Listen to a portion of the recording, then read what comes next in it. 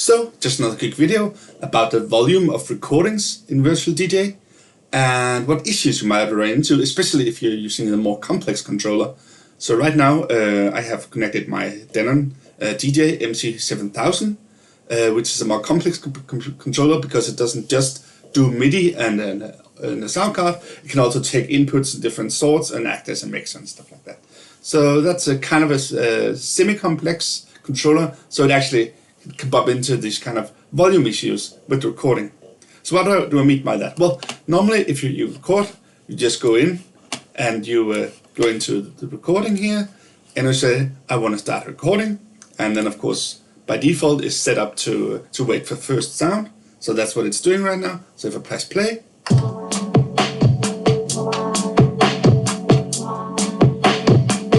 and cue again, and stop the recording, then of course I get a recording. So that's all nice and fine, but then what happens when I listen back to that recording?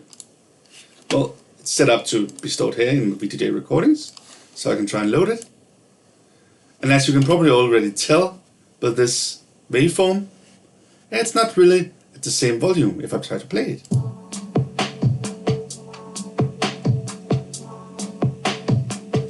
Okay, so this could be due to a lot of things, right? It could. So what's my master output look like? That looks all the way up, so that's fine.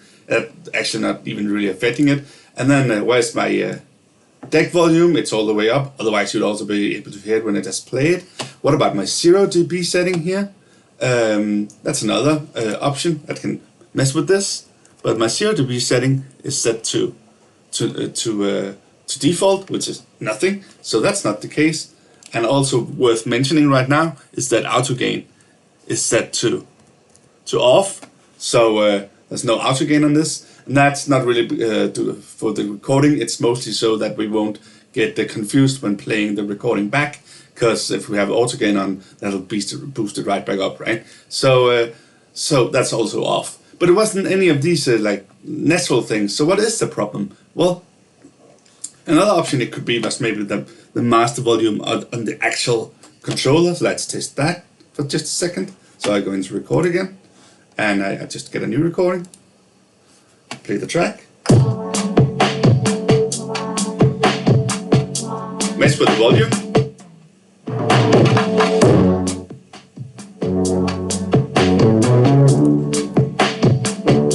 so you could of course hear that out loud through the speakers right now.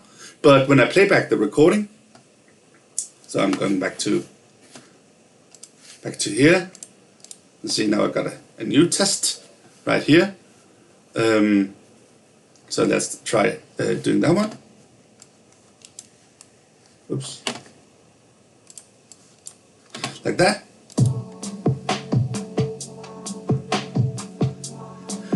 And you can now see that that's not the case either. It doesn't, the master volume, the physical master volume on the controller doesn't change anything in the recording. So that's not the issue, but still when you compare this to the actual track, the actual track is much louder. So what is then the problem? Well, the problem is that you're recording from the controller. So if we go back into to settings and into the audio setup, you can see I've just basically pressed the Denon key and clicked apply. And that'll of course give the master and headphone out, but it'll also give me a record here. So what's the purpose of this record? Well, it's so that you can get other things recorded as well that goes into the actual controller. So you're not just recording whatever's in the Virtual DJ software, because like I said in the beginning, other stuff can get connected to the controller, and you may also want to record that as part of your recording of the mix. So that's why this is set up. But let's see what happens if I disable that. So right now I'm going to record, play the track, change the settings, so I move this, click apply, just click the button again to get it back, click apply, like that. And I stop it and go back to recording. I stop the recording. So now I still have a new recording, number 3. Or test 2 as it's called. So let's listen to that. You can actually already see it now here. The time where I disable the recording of the of the actual controller, the record entry, it switches back to controlling whatever's inside Virtual DJ, the regular, old-fashioned, simple way of recording, if you will, and then it goes right back up. And then when I add the recording entry again in my audio setup, it goes back down. Let's just listen to it. Just jump here. See it happening. So that's when I remove the recording, and that's when I add it back on. So the problem is actually, if you will, is actually this thing. So are you sure you want that thing? Well, maybe you do, because, for instance, we don't need to record this, but if I grab my microphone here, you can see, and I go into record, and I start recording. Let's just go back here, and you see it's this. I'm just going to see, this is actually the setting. So I have my microphone in front of me now, I talk into it. So if I go into record, you can see that my mic input is getting recorded. But if I go back up here, and report or disable the record here, click apply, go back into record, you can now see that me talking into the mic doesn't affect anything at all. So if you really want this, if you really want the microphone input and other inputs in the controller to be recorded, you need this thing down here. So maybe you do. So that's just something you need to figure out. So if you do need that, what can you do? Well, you can actually go into the firmware to change this, because this is not a virtual DJ problem per se. It just records whatever gets sent back to it. But these kind of complex controllers, there'll usually be settings inside the firmware, which basically be inside the hardware here, where you can change stuff. And if I go into the manual, the virtual DJ manual of this thing, over here, you can see if I go into auto input and recordings, it's actually telling me that if the level of the recording is low, you could increase that from the device settings menu. And so let's see what that means. That's this link. So that's actually the manual by Denon for this unit, and it actually tells about the hardware settings menu, how you go into it and stuff like that. But most importantly for us, the USB output level.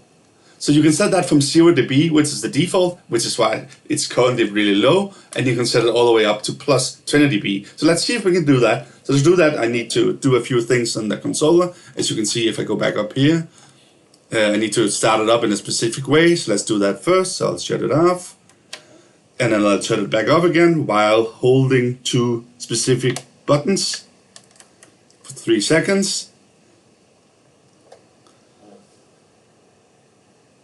So now I'm in this weird mode where I can adjust these things, and then I go scroll back down here, and then I can see I actually need to push the Q button on deck 2, and then use the encoder for for files to get it back. Here's where it was. So that's what I need to do. So select those while I hold deck 2 Q. So I'll do that. Hold deck 2 down, and then read the. So I'll turn it all the way up, and then it actually shows on the meter on deck 2 that it's now plus 20 dB. I'm pretty sure that's going to be too much, but that's just so we can tell the difference. So I do that, and I go back out of this settings menu by clicking back, and then I'm back, and then probably just select the deck for it to work, will be my guess. Something like that. So if I go back to my, it gets a little weird here when you go out of the menu, but let's see if I can get control back to the actual thing here. Do I have it now? No. So let me see what happens if I click that. Nothing. And click back. I might have to restart the controller again, so I'll do that.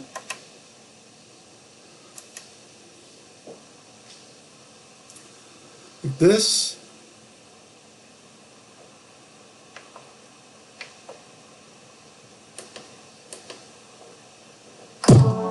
And now I have control again. So that's, you don't do this often. And of course, remember, this is just for this specific hardware that I did this. But let's see what the results are. So again, I'm gonna record.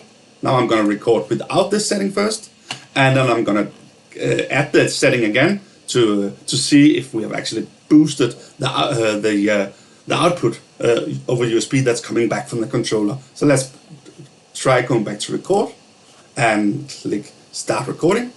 And I'll play my file, and that'll just be recorded inside Virtual DJ because the the setting, the input has not been added to the audio setup yet.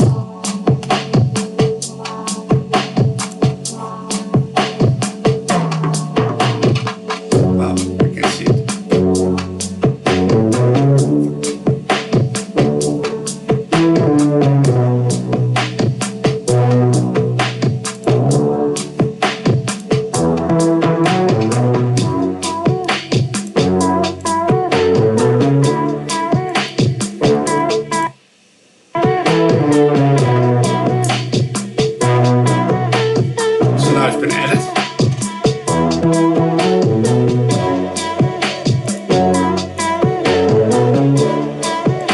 Now it's been unedited.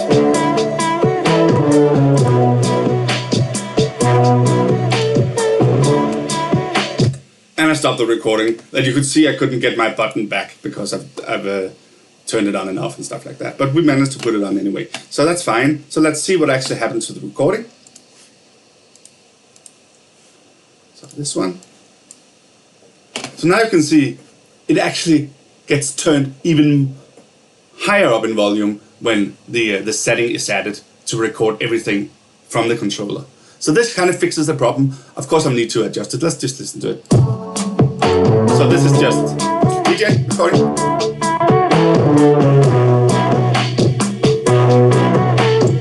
And the recording for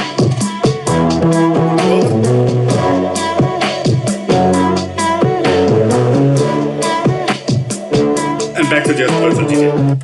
So as you can see, this was actually fixed by changing the settings in the firmware inside the unit. So it's not really a virtual DJ problem, but this is how you will normally fix these kind of things on this type of complex controllers. Of course, like I said, it'll be different how you do it on these controllers, so you need to look into the firmware manual, but it's usually linked from the virtual DJ manual if there are these kind of issues. But this is definitely worth noting and looking into.